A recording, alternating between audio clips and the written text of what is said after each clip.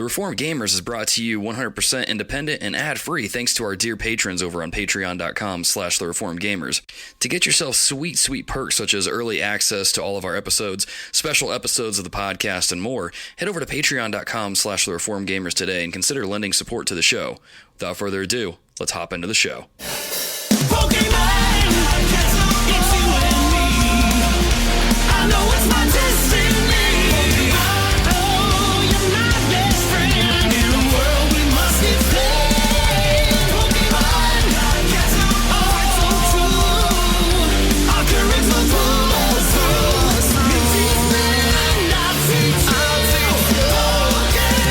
Hello and welcome, dear listeners, to the Reformed Gamers, the show all about theology, video games, and anything else that we can think of. I'm your host, Logan, and joining me for this special episode is the Henshin Dad himself, Wesley. Man, say hello to the dear listeners. Hello, everybody. I am here to talk about the best series ever of pocket monster collecting, and that is, of course, Digimon and Monster Rancher, the two best ever that you could ever hope to enjoy. Yes, that's what we're talking about today, right? Snap, dude. I completely forgot about Monster Rancher. Oh, man. That's the other one that popped in my mind. Isn't that the one where, like, it had that yellow, like, pogo stick thing with the giant eye? Yep. Yeah. I remember watching. And all your monsters came from CDs around the house. That's and it felt right. Like you were, like, doing something really awesome. Oh, man. Maybe we should just change the episode to that. No, I'm kidding, dear listeners. We're going to talk about Pokemon this episode here. We're going to cover basically the entire series. And we're also going to cover Sword and Shield, the latest games that come out in the franchise on the Nintendo Switch. We're going to give our review or thoughts of the game. And then that's basically what we're going to do the entire episode. But before I forget, because I told one of our listeners I would do this, for some of you listeners out there that may prefer Spanish. Hola, bienvenidos to the Reformed Gamers. That is literally all I know. I started learning Spanish over the past few weeks. Bueno. So I'm that's all I know. So Xavier, there you go, man. I did it. I totally did it. I did something just to annoy my wife. Now that I know some Spanish words, I told her, I looked at her, I was like, if I ever become a luchador, which for those that don't know, it's a wrestler. I think what I'm going to do is come up with a name, and that will be my luchador name. And she looks at me and she goes, okay, what is it? And I'm like, okay, here it is. It's Azul Manzana.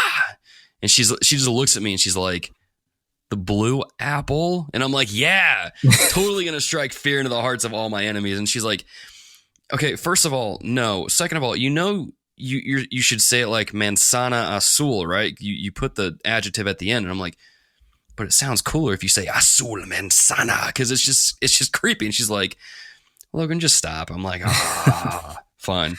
Well, I mean, I don't know a lick of Spanish, and it definitely intimidated me. I'm feeling a little scared. See, there you go. It's working. That's what I'm saying. So if I get on Xbox, I guess I could change my name on PlayStation. I'm going to change my name to Azul Manzana just to strike the fear into the hearts of all the 7th graders playing Call of Duty that keep beating me up in that game.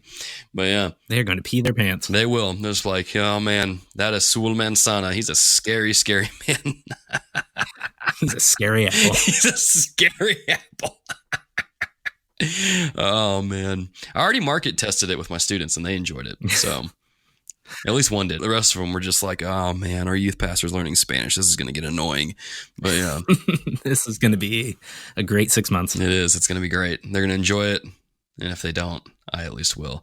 But anyway, man, we're recording after Thanksgiving and Black Friday and all that jazz, man. Did you have a good Thanksgiving? Hopefully you dear listeners had a good Thanksgiving. Wesley, man, what about you? Good Thanksgiving? Yes? It was pretty good. Yeah. I had my fill of, a bunch of different dinners from like Friendsgivings and Thanksgiving proper. And right on. Just, I don't know, gorging myself on all the leftovers right after and didn't really do a whole lot after that. So I'm just kind of like, yeah, this is good. A sedentary lifestyle. Fair enough. Right on, man. It's perfect. It's perfect. Totally the best way to live. Did you do any Black Friday shopping? Did you go out and get any deals or do anything like that? Not in particular, no. I had considered it the morning of, but then I was just like, I'm too lazy. I'm just going to order things online. And yeah. The only thing I really picked up was the collection of mana for the Switch, I believe. And that's mostly just because it's like, oh yeah, everything's presented in a retro style. This looks pretty good. Yeah, I'd been eyeing it for a while, and $20 just seemed like the best price. Yeah. I was like, sweet. Especially for 3 games, yeah. Exactly. I I remember when you posted it in the Discord, and I was like, man, that's $20 because it would have been on my wish list on the eShop for a while too. And I'm like, I'm just gonna go ahead and get it too. So after you had posted about it, I went and bought it too. Nice. But yeah, so I know like literally nothing about the series, but you know, it looked pretty. You know, I tried to keep up with Retro Warriors when they were streaming on Twitch because they were playing the Final Fantasy game in that series, and I tried to follow that, but I'm real bad about getting onto Twitch. I know some of the people that follow us on Twitter are big Twitch streamers, and I appreciate them. They're great people. The short little times I've gotten to interact with them, but man, when it comes to like sitting down and watching it, is usually when they record is when I can't do it. I have something else going on. So, but yeah, I know Adam will get on here and talk about some of the deals he got, maybe in patch notes or maybe in the next episode. But yeah, I got out too. I mainly just did a lot of online stuff because a lot of online retailers were putting their deals up a week before Black Friday had even started. That's when I got the Rosetta Stone thing and started learning Spanish. Oh, nice. So that was fun. But yeah, so yeah, it's good stuff. There's I built up the backlog again, and I shouldn't have, but that's how it is. You should always build up your backlog. That's how it goes. But always. Mm-hmm. That's right. Our motto is forsake your backlogs and finances. Yes. Forsake thy finances, build thy backlogs. That's right. We are the anti-backlog breakdown podcast is what we are. We are the complete opposite of them in every way. Buy everything. Everything. Buy everything. Just do what you want. Do what you want. But yeah. Anyway, dear listeners, before we get into the show, a little bit of housekeeping I got to get into in case you didn't see the post up on our website, in case you haven't heard about it, or maybe you have if you spent any amount of time on YouTube over the past few weeks. There's this thing going on in the new year called COPPA. They're revising the law and changing some things with how it works, specifically regarding YouTube, because YouTube, I guess, bragged about how kids were on their platform, and the FTC was like, that's not how it's supposed to work. And so now it's affecting different creators. You can check out videos for it. You can also go to our website and just check out the article explaining it. Basically, in a nutshell, because I don't really know how that's going to work, and I really don't want to get a fine from the FTC for, I don't know, just putting up a Pokemon video. Our YouTube content's on pause. You've probably noticed that if you're subscribed to us. You probably haven't seen a video in quite some time. And so we're just trying to figure out kind of how that affects us, what that looks like, what we need to do, if we need to do anything. And so me and Skinner, our editor, are kind of working on that because he understands some of the legal jargon stuff better than I do. So we're working on that. But yeah, our YouTube channel is on pause at the moment. So I'm sorry, but I might do some Twitch streams in the meantime to kind of fill in that gap. But also speaking of our website, good plug for this since, our episode is on Pokemon. Go check out Wesley's Pokemon retrospective series articles up there covering every generation of Pokemon leading up to Sword and Shield, which we'll give you our thoughts of Sword and Shield later on in the show.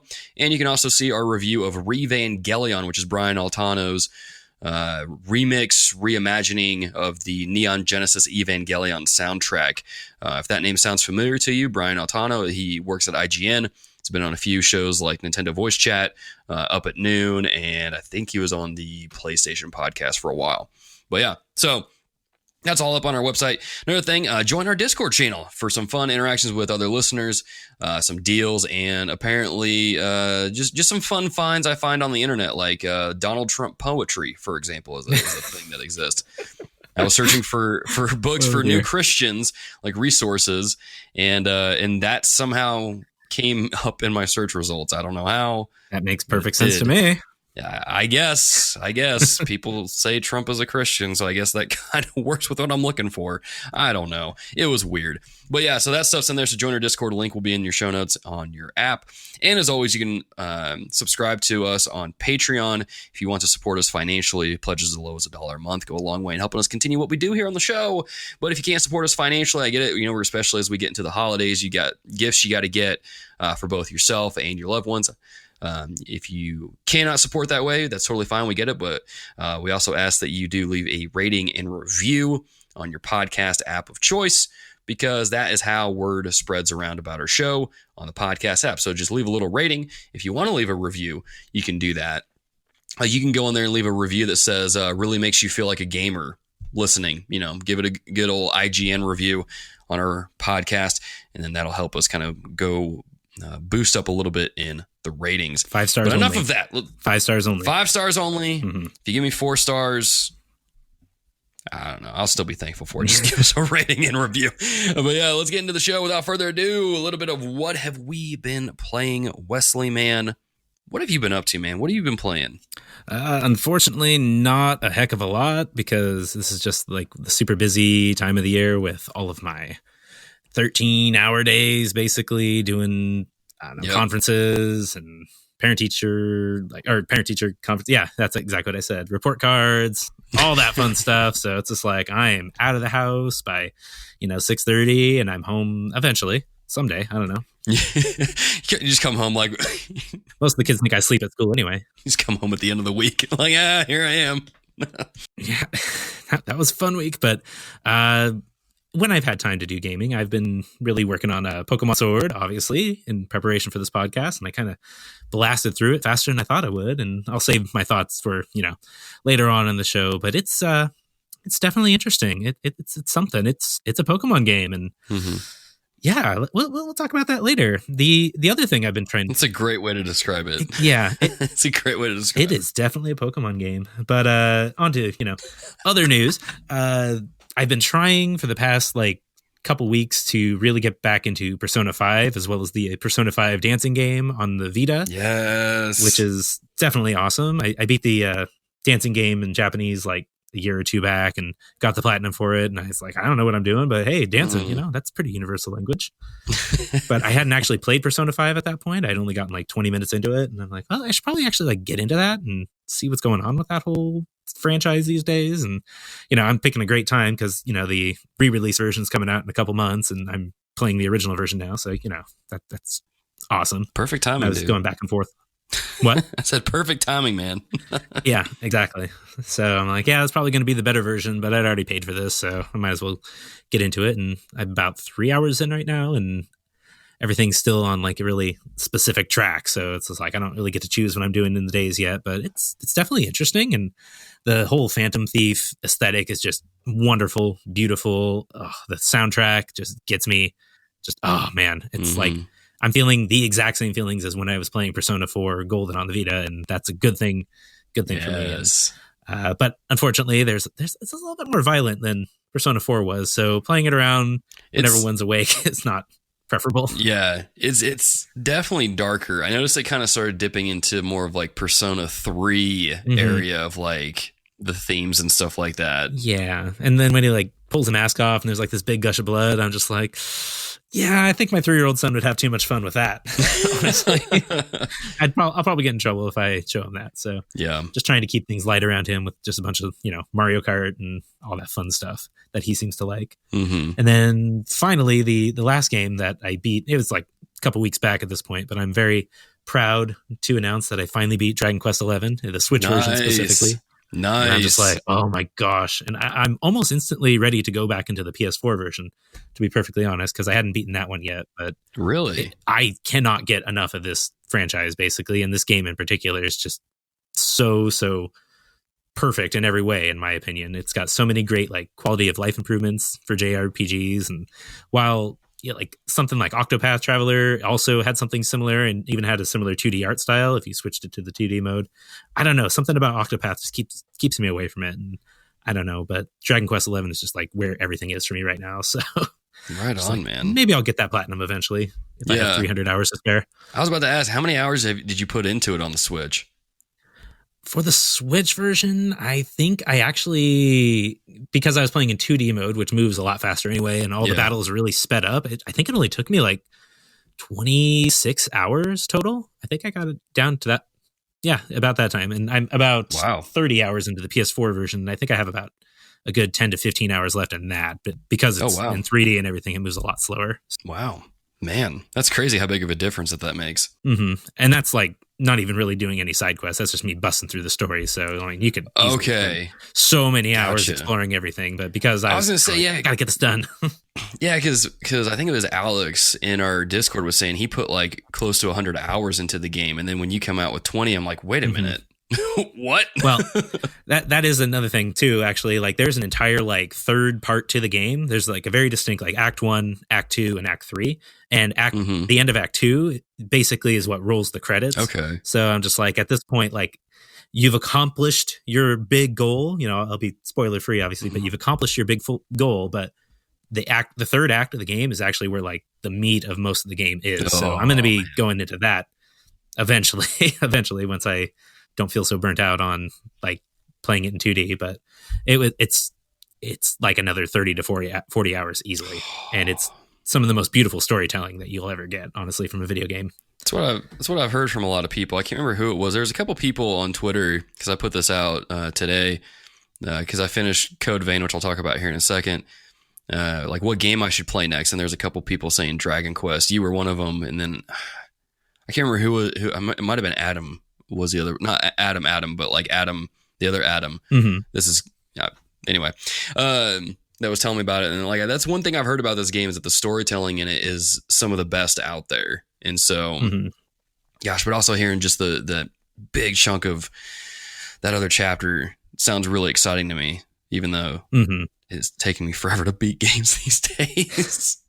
Well, I having spoiled literally everything in the game for myself because I'm just a nut for it and everything. And I just went ahead and looked ahead because I was curious. But oh my goodness, there are just some like unbelievable tearjerker moments and just like, holy cow, like, are they really doing this in a video game? Like, is this really happening? And so many of the gameplay elements are tied into the story and how characters grow and develop over time. And it's just, it feels really magical. And I would just like say, if somebody hasn't played it yet, they just need to get in on it because it is wonderful. And unfortunately, unless it sells more copies on the Switch, it sounds like it didn't sell great. So getting it available like that in the future probably won't be so great unless people support it. So go support Dragon Quest in every way, shape, and form. Please. Thank you.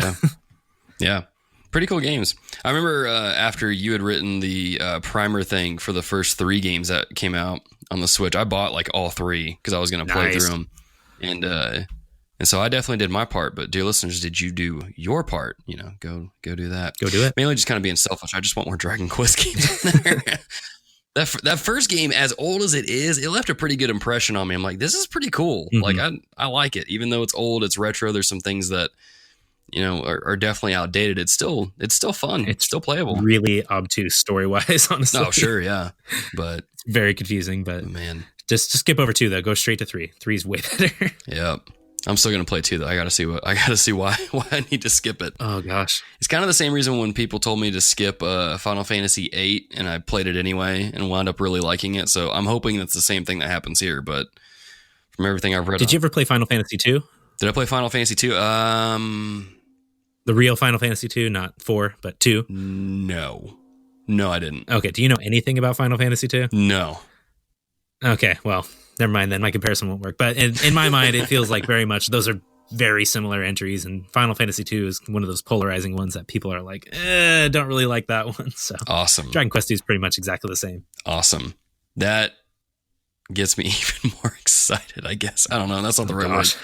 But yeah, cool. So Dragon Quest, everybody go play it. I need to play it myself, actually. I need to just get into it, get past the intro part.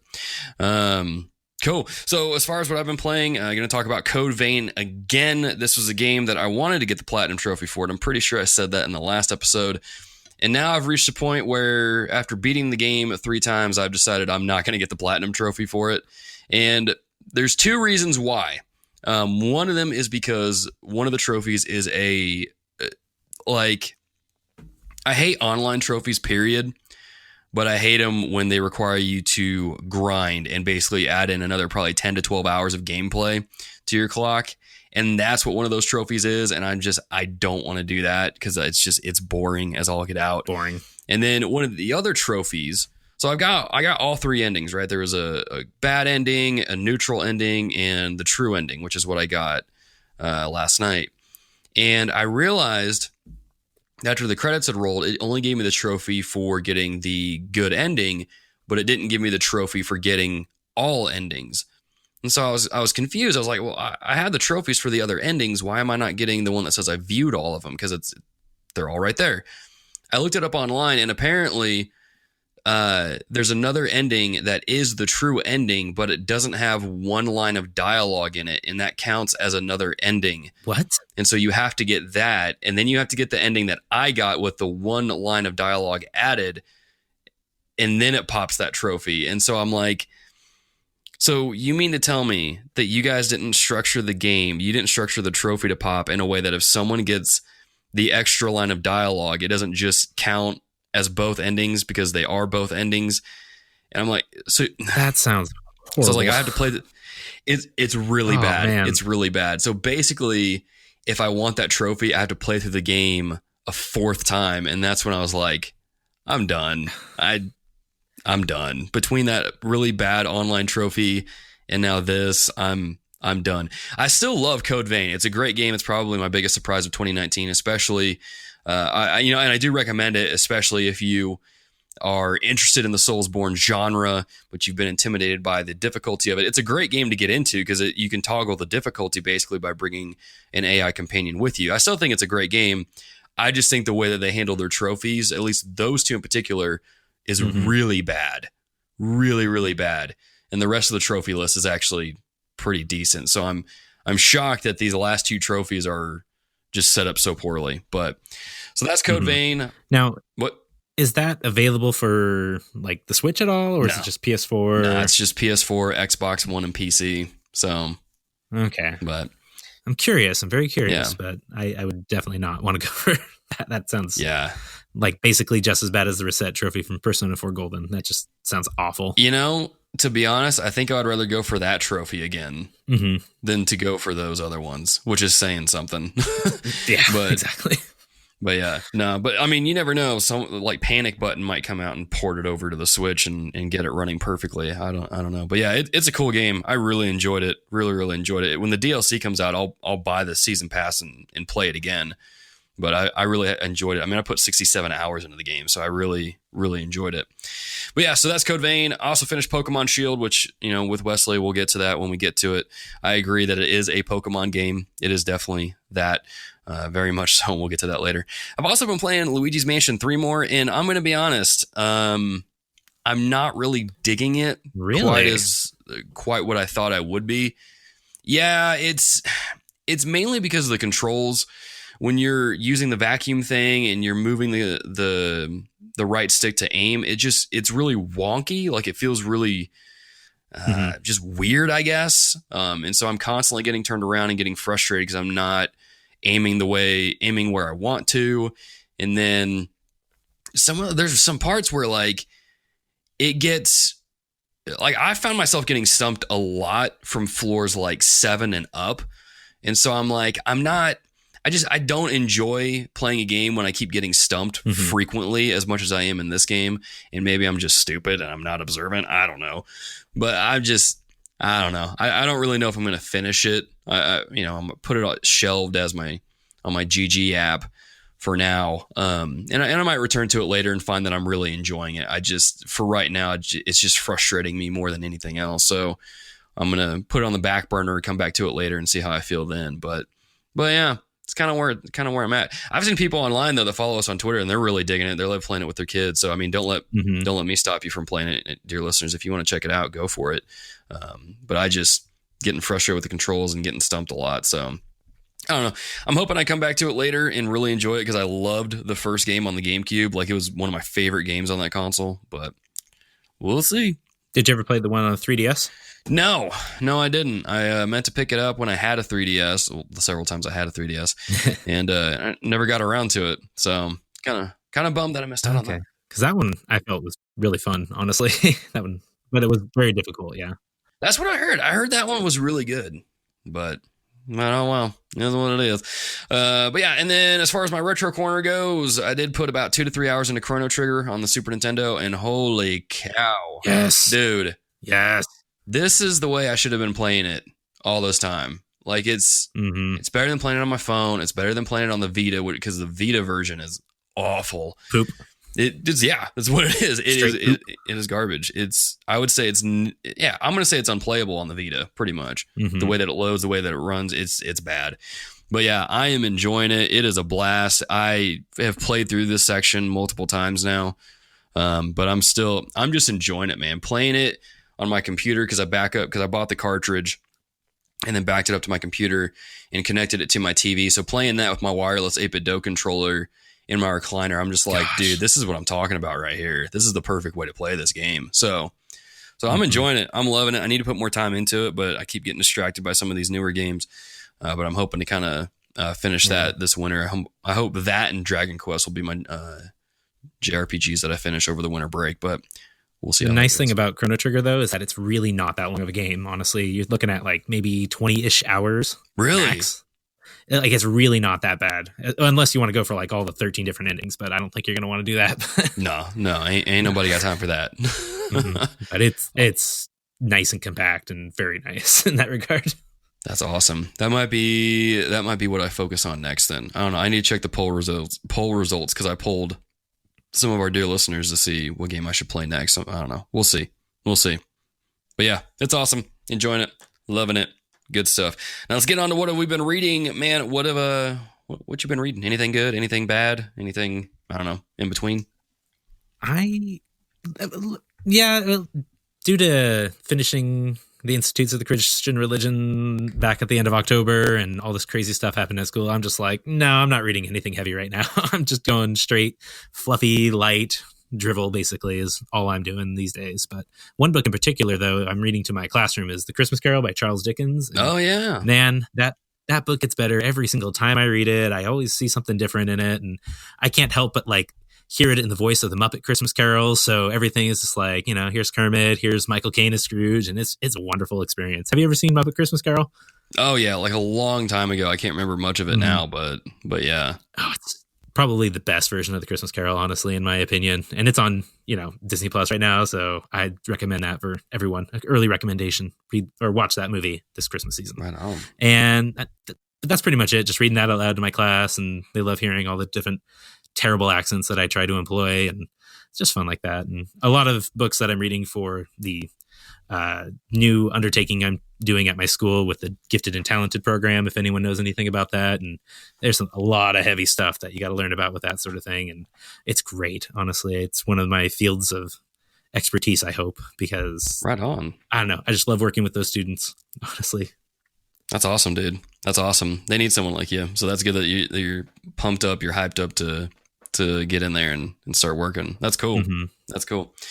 As far as what I've been reading, I started The Power of Prayer earlier this year by Charles Spurgeon, and had kind of fallen off from it just because I started it before we went to summer camp and all of our summer activities started at my church. And I picked it back up recently, and man, it is rocking me. Like, Spurgeon knows what he's talking about when it comes to prayer. You know what I'm saying? And it's been a perfect time for me to get back into this because our church is we're getting ready for a revival next year. And so we're doing a lot of emphasis on prayer, scripture reading, just really seeking God in this time. And so that's something that I've also just kind of personally felt God like working on me, like telling me to work on more, is prayer. And so this has been really good for me, a really good encouragement, a really good challenge. And there was this one part, and I tweeted this out on our Twitter account that came from the second chapter. And so Spurgeon's talking about just really kind of trying to get the reader to pray. And so there's a section where he says, pray for prayer, pray until you can pray to be helped to pray, and do not give up praying because you cannot pray. It is when you think you cannot pray that you are most praying. And I'm like, man, dude, it's that last line right there specifically that stuck out to me, because I'm like, there's a lot of times, especially in ministry, where I feel like I just don't know what to pray. Like, I want to pray, but I don't know what to say. I don't really know how to pray for these particular things. And man, it's that right there is when I'm thinking that I can't pray, is when I'm actually the most praying, apparently.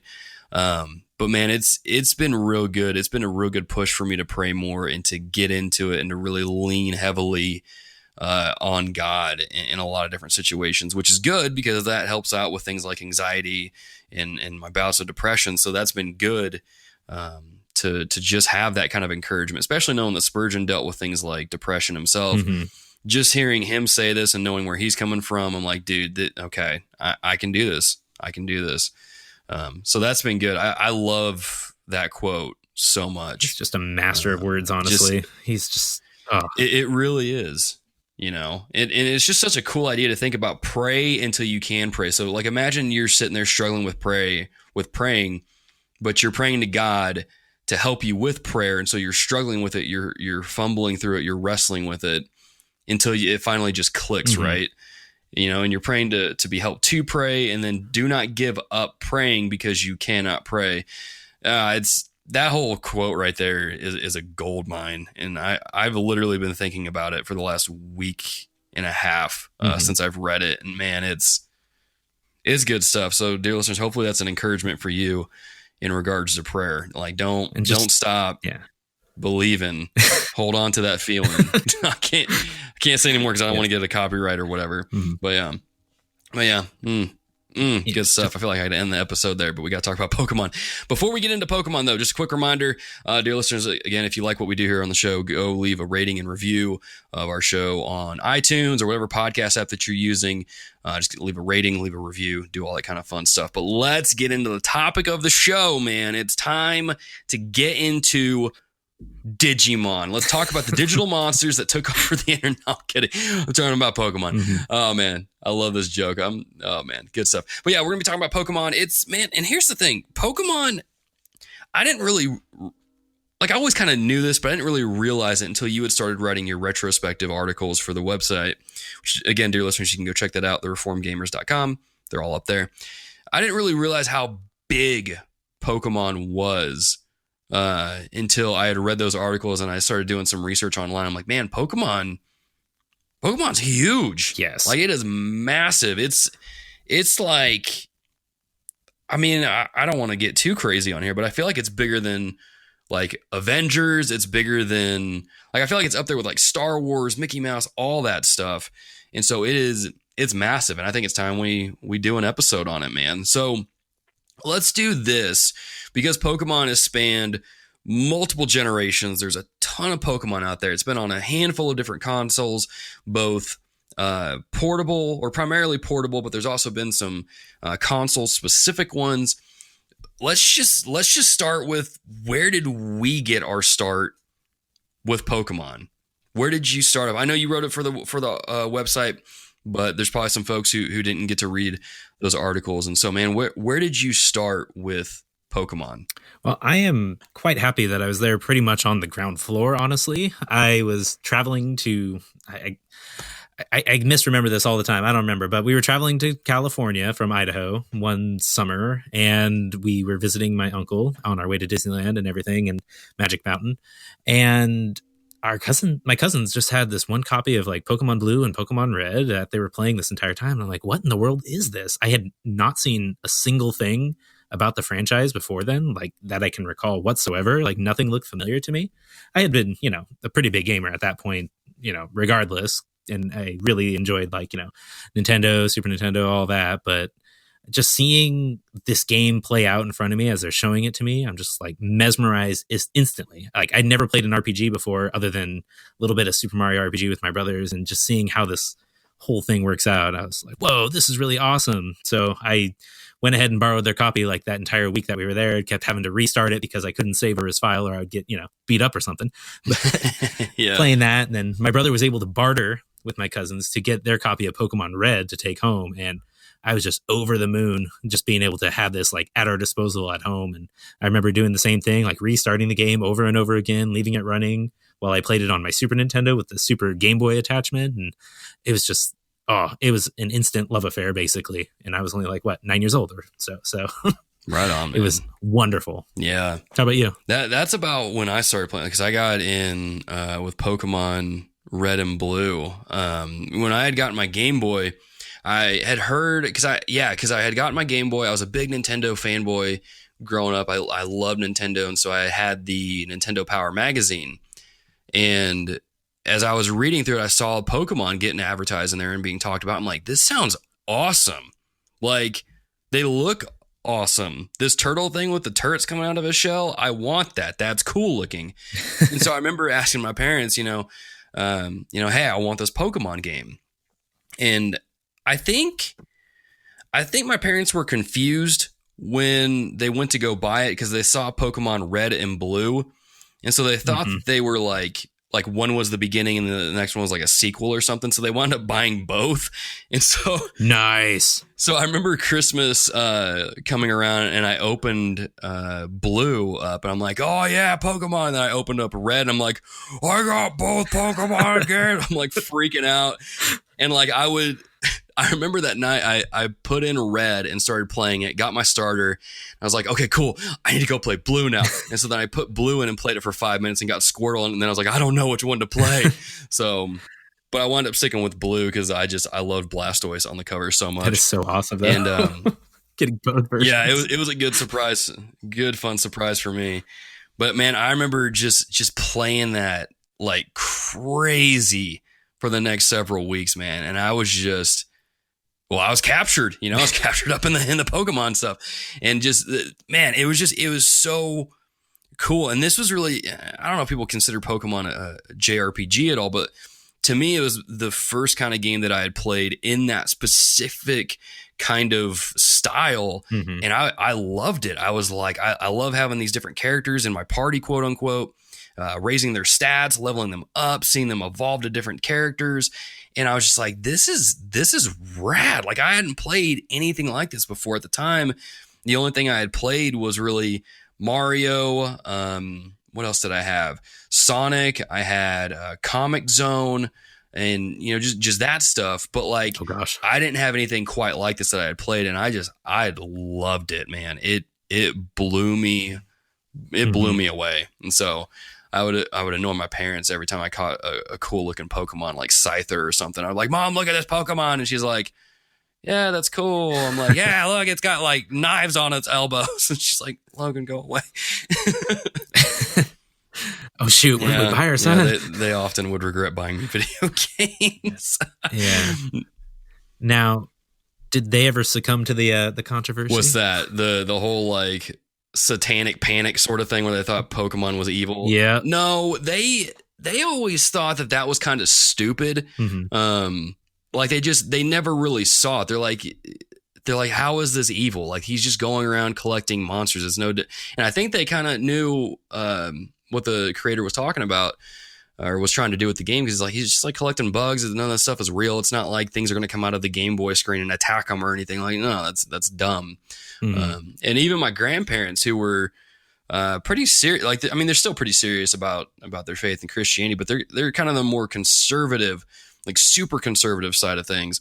And even they were like, oh, this is cute. This is cool. He enjoys the game. It's fun. Ha ha ha. Mm-hmm. They never really freaked out about it. So, but what about you? Did you ever run into that? Oh my gosh, yes. I can remember one event in particular that just like devastated me. So I came home one day and I don't even remember what grade I was in, but I came home from school and my parents just sat me down and they were like so serious and everything. He's like, okay, oh no, Wes, your dad was listening to the radio today. And I think he was probably listening to like Focus on the Family or something. And they heard this report on Pokemon. And we are really concerned because the things they were telling us, like, we don't understand this. This sounds horrible and satanic and everything. And we need you to stop playing this game. And I was just like, I was so devastated, like crestfallen. Every sad emotion was bubbling up in me, and I was just crushed because I had fallen in love with the franchise at this point, and I had 2 tote boxes basically in my room filled to the brim with Pokemon figures, and I had the games and everything, and I was like whole hog into this entire franchise, and now my parents are coming and telling me like, you can't do this anymore. And so I was just I was mad too. I was just like, are you serious? You're gonna listen to the radio over me, blah blah blah blah, blah and everything. And yeah, I was trying to hide some of the aspects that they were a little bit concerned about, like the whole ghost type thing and the whole psychic type thing. And I'm just like, what are you talking about? It doesn't have that. What? But eventually it just got to the point where we're like, fine. So I went to my bedroom, brought both tote boxes out and everything, and I just slid them into the living room. And I'm like, here you go. If I can't do Pokemon, take it all back. Take all this from me. I was such a brat, honestly. But it was about a month before they realized, okay, maybe it's not as bad as they think. And so they let me back into it. Now they're the ones volunteering to buy me the game every year, basically, when it comes out. So they really completely turned around. Wow, what a complete 180. Yeah, man, that's wild. That's wild.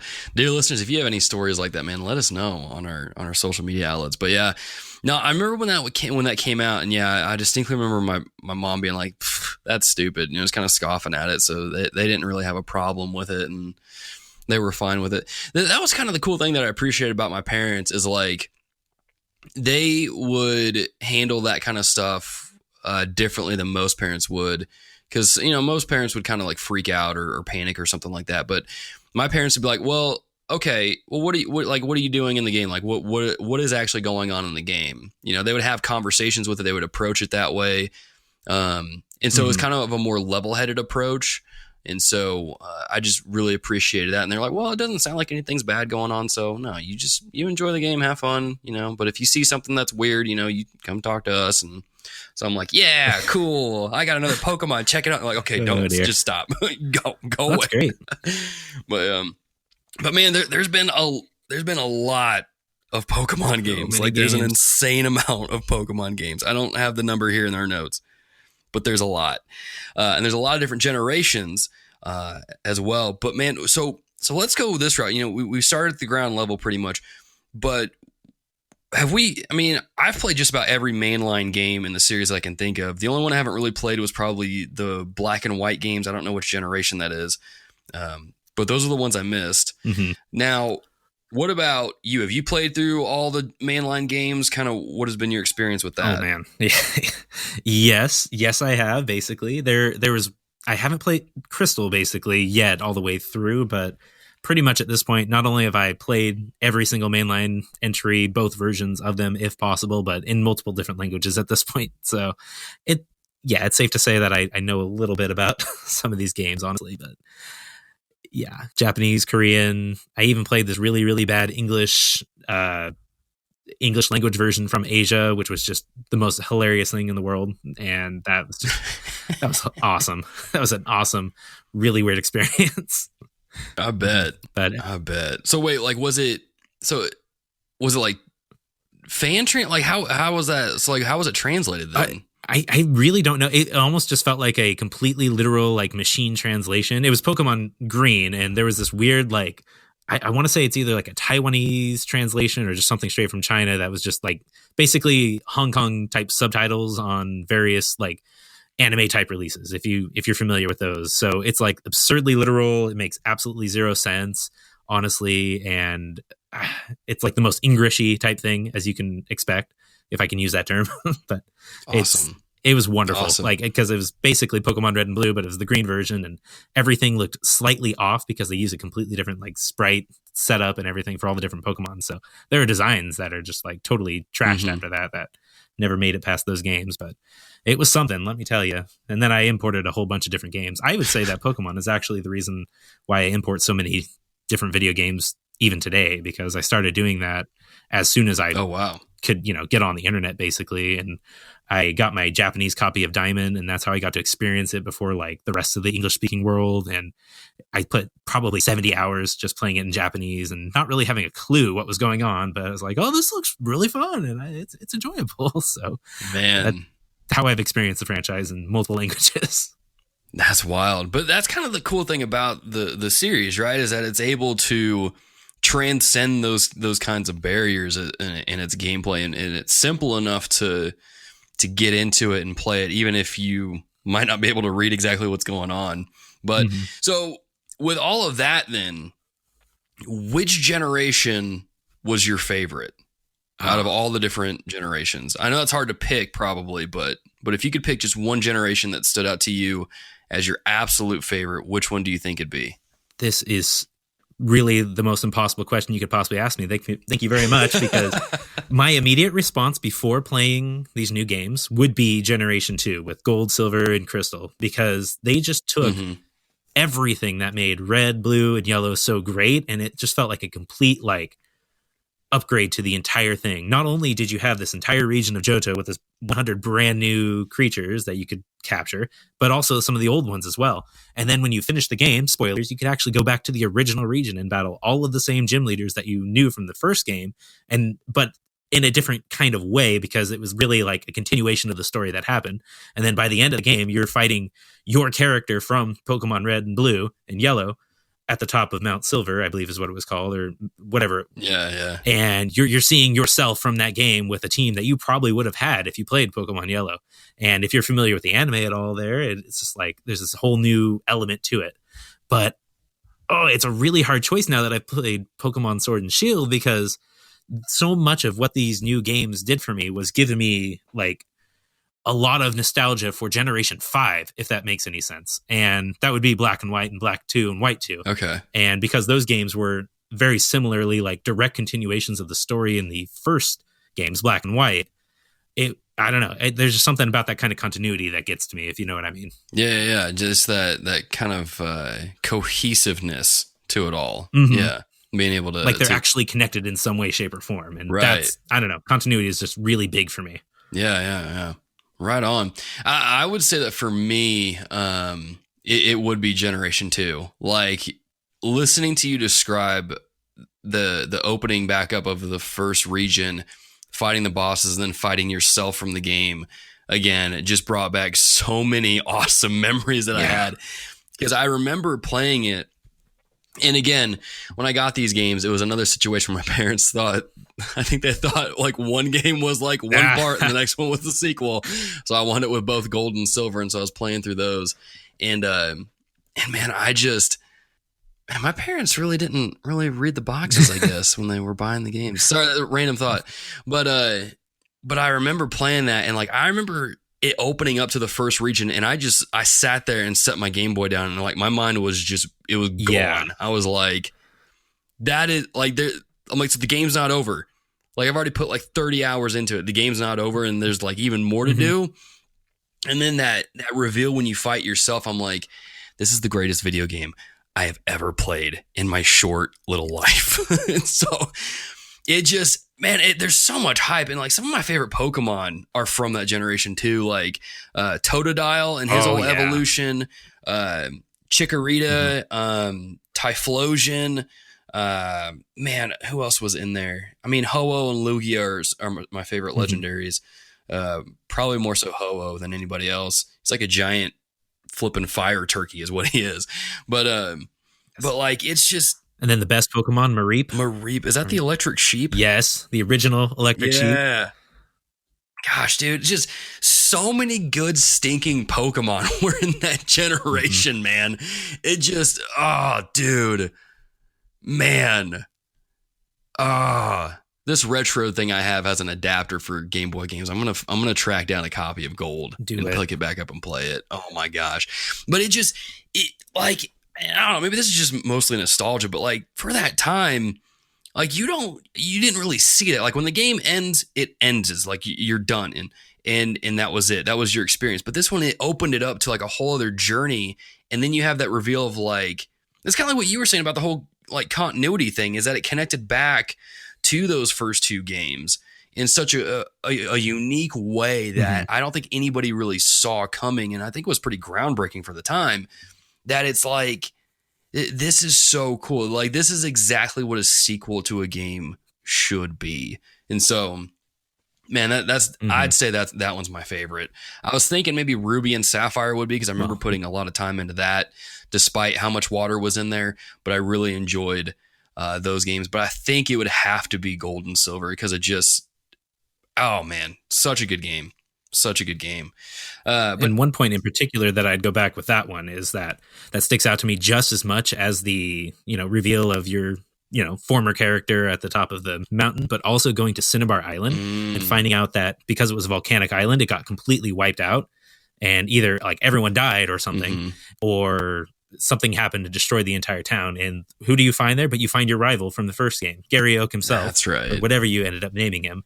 And you see him like just so solemn about what happened. And then you find out that he's actually the final gym leader of this original region that you have to battle. And it just really puts such a good cap on his character, because there's real growth there. He goes from being a really like snot-nosed jerk of a kid who was a champion for about 5 minutes before you beat him. And now he's a gym leader, and he's so much more humble, and he just seems like such a completely like developed and grown character, this little pixely guy. So good. Man, see, that's what I'm talking about. You got character development, you got deep character development, you got world building. Perfect. Freaking perfect. But anyway, so we put it out to some of our dear listeners, and we got some responses on in our Discord channel regarding the game.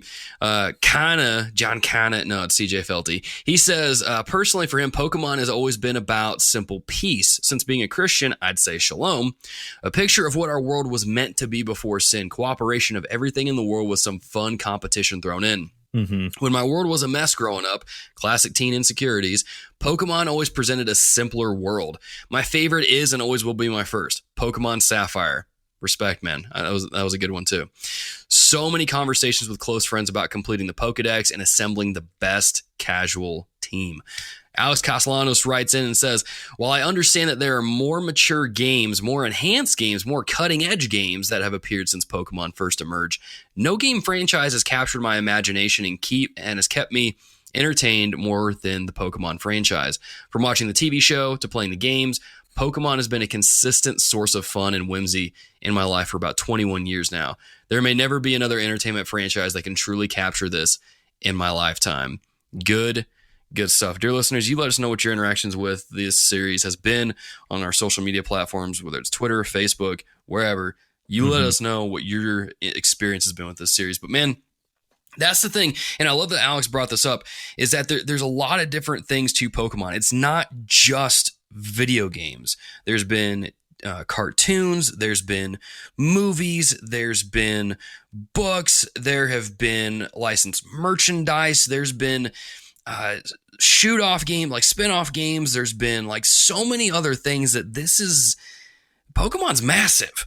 It really is massive in a lot of different ways, to the point where actually if you do any kind of research, and dear listeners, this will be in your show notes, Pokemon by itself is the highest grossing media franchise in the world, with a total revenue of around, it's estimated, $95 billion. The next thing behind it is Hello Kitty at $86 billion. So, I mean, this thing has gotten money. Oh man, the card game. I even forgot about the card game. Manga sales, home entertainment, box office, like movies, so much stuff surrounding this that just started off as this little red and blue cartridge. And it's grown to become this giant monster, this pun intended, this giant monster of a franchise. This Gigantamax monster. Yeah, man. But like, now I mentioned this in the card game because I totally forgot. But like, dude, did you ever get into the whole Pokemon trading card game thing? You know, I collect the cards to this day. I buy an Elite Trainer box every now and then. I still have no idea whatsoever how to actually play this game, honestly. Dude, are you serious? Like, I look at the rules and I'm like, okay, I can kind of understand this intellectually, but because I don't really have anybody to play with, and because I don't really like the online interface that you have with the apps and everything, I'm just like, I'm absolutely clueless on how to actually play the game. But I love the cards, though. The art is amazing to have. Yeah. Okay, if I ever get back into collecting the cards, which I probably won't because it's going to cost me too much money, but if I ever do stumble across the deck again, or I find my old ones, and if we ever meet, I will play with you in person. I'll turn my hat backwards and challenge you to a duel and all that fun stuff. When the card game first came out, I was super into it. Like, I was trying to collect as many cards as I possibly could. I would buy the packs, as many as my parents would allow, which normally wasn't a whole lot because they would get pretty pricey if you buy them in bulk. Oh yeah. Like I tried to, but man, I remember being enraptured with those things because one of the things that I would do, because my circle of friends, we would play pretty regularly on the weekends or after school, to the point where I think it was my group of friends. We actually were the reason that those cards were banned from our school, because we would play them in the playground. Nice. But like, I remember just like collecting them from different things. Like, I think if you went and saw the first movie, they gave you the Mew card. I think the ancient Mew card. Yeah. I had that one. And then when you saw the second or third movie, I think they gave you the Entei card, which I didn't get, but one of my friends did. And I was so jealous of that thing because it looked so cool. But I that had movie's like, so good too. Oh my gosh, that really movie is so good. man, I'm gonna have to go back and watch. Oh man, I'm gonna have to go back and watch these now. But I had cards for like my favorite starters. So like I had Charizard, I had Blastoise. I got a Mewtwo card at some point. I had Rapidash. I had Rhydon, which was one of my favorite Pokemon early on.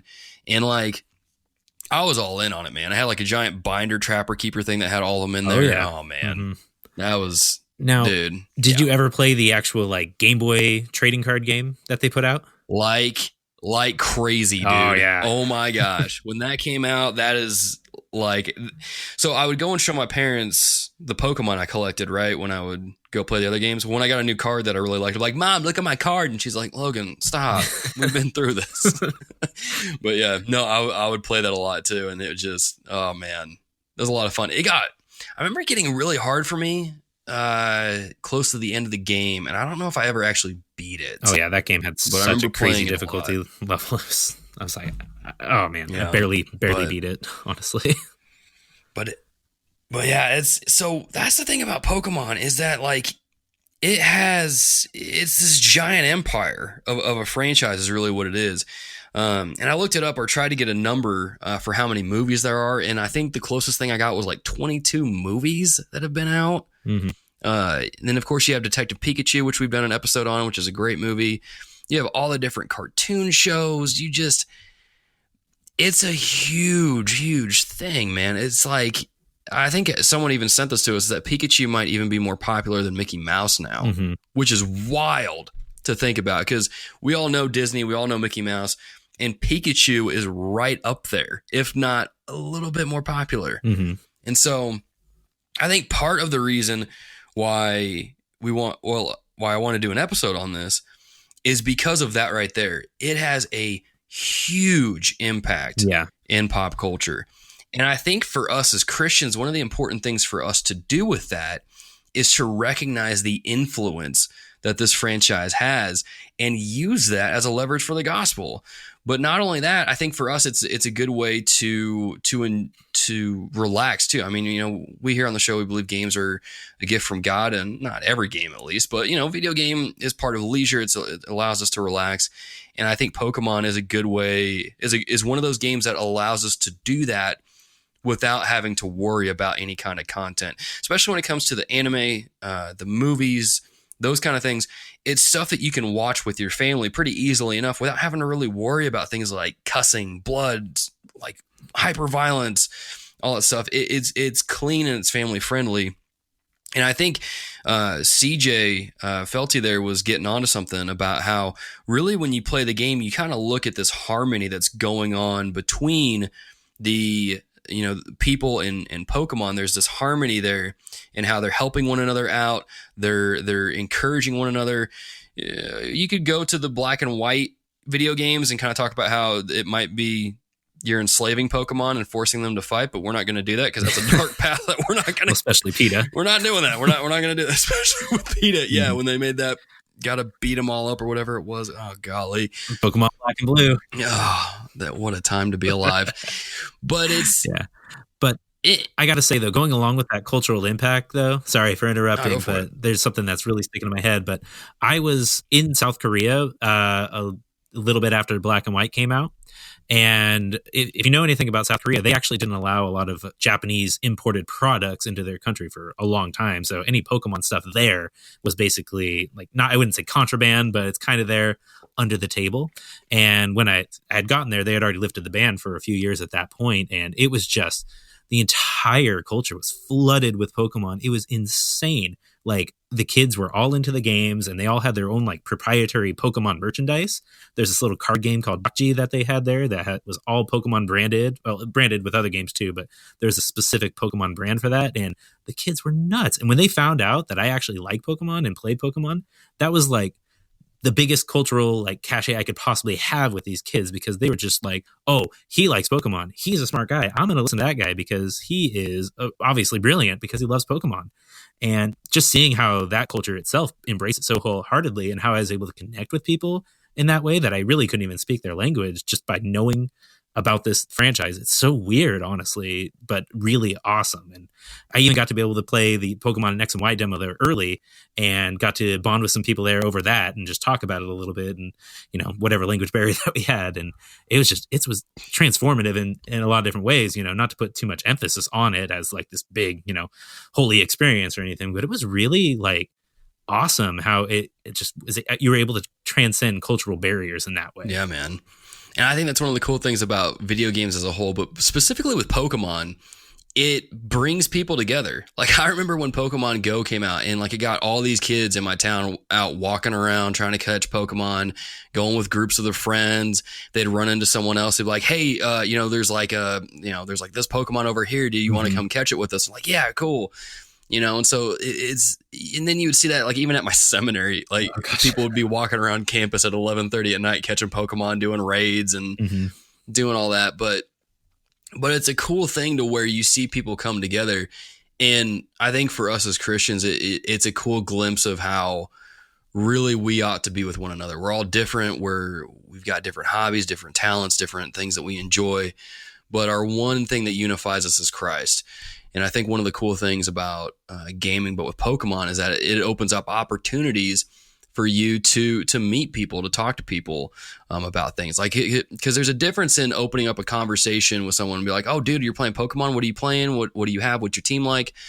I think people are more open to having those conversations than going up to them and being like, so what do you think about Jesus? Well, and I'm not trying to say don't do that. I'm just saying that like, it's an easy in, I guess, into starting a conversation and then working that in, working the gospel in there at the same time. It's leveraging the culture around you into those opportunities and making the best use of those. I mean, you see Paul do that when he's meeting, he goes to the city and he mentions, you guys are very knowledgeable. I see you guys are searching for knowledge a lot. And I see you guys have a statue out here that says, to the unknown God. Well, I'm here to tell you I know who that God is. It's kind of that kind of thing. Mm-hmm. And so I think for Pokemon, one of the cool things about it is that we ought to do is recognize its influence, recognize its impact, maybe try out some of the games too and enjoy it. And then see what kind of opportunities that leads to for the gospel. So that's me putting a Christian spin on it. I don't know if you guys agree with me, and maybe I'm reaching, but I think there's some cool parallels in the games that you can pull from there that deal with things like harmony, that deal with just like honor, that deal with really subduing the earth kind of thing, having dominion over the earth, and a few other things. So I'm just saying, I think CJ... Speaking of Pokemon Go, honestly, like it already did 95% of the work for us by making every single church in the entire country into some kind of gym, basically. There you go. And there is still a church in my town to this day that still supports all the people that go over there and do raids and everything. Oh, and they bring them snacks and everything. And it's still happening. Like every single time there's like these big raid days or event days. So it's like, well, what is that saying to the people out there? It's like, oh, hey, this place is really cool, honestly. And, it's not like necessarily you want to do like poke evangelism or anything, but it's a really good open door, like you said. And they did all the work for us. Yep. Makes it easy, man. Easy evangelism. Mm-hmm. Brought on by people that probably didn't intend it to happen, but God works in mysterious ways. So now, before we get into our thoughts on Pokemon Sword and Shield, Wesley, I didn't put this in the notes because I wanted to surprise you. But oh no, if you could give your list of your top 5 favorite Pokemon, oh gosh, who would they be? Oh my gosh, why are you doing this to me? Oh, okay, because that's what I love to do. I love to surprise and awe people, and plus Skinner rubbed off on me, so now I'm like all about not following the show notes. It's all not much. In the notes. How dare you? Okay. All right. Let me think. Well, obviously, I mentioned it earlier, but Mareep would definitely be in the top 5 there somewhere. Not necessarily for him being the sheep, but what he evolves into, Ampharos. And that Ampharos is just amazing. I love Ampharos. He was the one that was lighting the lighthouse in Gold and Silver, and I've just loved it ever since. When it was sick, and you had to bring it some strong medicines so that it could get better and everything. It's like, that tugged my little 12-year-old heartstrings. Oh, I remember so much. That. Yeah, so, that whole evolution line would be one of them. Another one. I would have to say that this is a really strange pick for me, but Armaldo would actually be my favorite Pokemon, basically, and he's basically this like prehistoric dinosaur type. It's really confusing for one sole reason, and that is being that I was playing competitive with my friends back when it was either the Diamond and Pearl days or the Heart Gold and Soul Silver days, and I had an Armaldo on my team that I had raised up, and we were doing these whole like theme typing stuff. And my friend had spent like, I think like no joke, like 12 hours building up this one particular Pokemon. I can't remember what it is. I think it was a Credilli, and for like that many hours, he stayed up all night building this up to be the best thing. He named it after his girlfriend and everything. And I pulled a rock slide out with my Armaldo, and I gave it a critical hit, like right off the bat. And he was just like so demoralized for the rest of the match. And I'm just like, holy cow, this is like a 1 in a billion chance that I just pulled this off. There's no reason at all that I should have done this, but I destroyed him in that specific matchup. He beat me for the rest of the game, but that specific one I will always remember. So those would be like the top two, I guess. I think, Right on. Eevee's, it's a pretty easy one because it has like the split evolution line and all the different things they add for Eevee. Totodile is definitely a good one because while that was not the first starter I chose in Gold and Silver, that's the one that grew on me after a while. And one more, I would probably say Darkrai. Darkrai was great because I was able to exploit a glitch in my Japanese copy of Pokemon Diamond and walk through walls somehow. I don't know. It was crazy. You had to go to the floor 4 and you had to do surf, I think, on the statues or something. And it would allow you to glitch through the wall. And the guide I was looking at says this is only available in this specific copy, first run copies of Japanese Diamond, where if you go like down 57 steps and right 300 steps and up 72 steps and everything, it will actually glitch you to the island that you would catch Darkrai at an event. So you can't actually like get to it normally unless you're at like a specific event. And I was able to get a Japanese Darkrai from that with all that entails. And I still have that one to this day. I brought up to my, I think, Ultra Moon cartridge. And oh man, that was a great memory. Right on, man. Right on. So I was prepared. I got it. There you go. You did it. You did it. I think for my top 5, then it got to start off with my boy Blastoise. The one that started it all is my boy Blastoise. I love that stinking turtle. So cool. So he's definitely one. Mega Blastoise. Yes. Oh, dude, with the like mega turret in the middle of the mega evolution. Yeah. Oh, dude. So like, come on, you can't stand against that. So good. So Blastoise is my number 1. Totodile is my number 2. I have a thing for water Pokemon or water starters at least. Oh yeah. With the exception of Sobble this generation because I think he looks goofy as all get out. But he's the worst. Yeah. So there's Blastoise, there's Totodile. My next one is Scyther because he's cool looking. Like he's got knives on his arms. He's got knives on his arms, man. He's just cool. I don't know. He's usually not the strongest in my party, but I have him in there anyway. So Scyther's definitely one. Hitmonchan is one of my other favorites. I love Hitmonchan. He's actually one of my most powerful Pokemon in Shield right now. So I really like him. And then the last one, of course, is my boy Ho-Oh from Gold. Oh, yeah. Dude, I love that little fiery turkey. He's my favorite. He's so cool. So cool. Turkey. Perfect for this. That's what I call him. Pretty sure I nicknamed him something like that when I played on Gold. But yeah, so those are my favorites. Dear listeners, you let us know what your favorites are. But man, let's get into Pokemon Sword and Shield. Let it be known that this is basically our review for Sword and Shield. So before we get into it, man, Sword and Shield has been quite the controversial game in this series. Probably the most controversial game in the series entirely, with the exception of the Black and White generation when PETA came out with their Pokemon Black and Blue thing. But there's been a lot of controversy surrounding Pokemon Sword and Shield with like reusing different assets, similar animations, cut corners with designs and stuff like that. Dear listeners, you can check out articles and things like that all across the internet for that. But man, what are your thoughts on this now that you've played the game?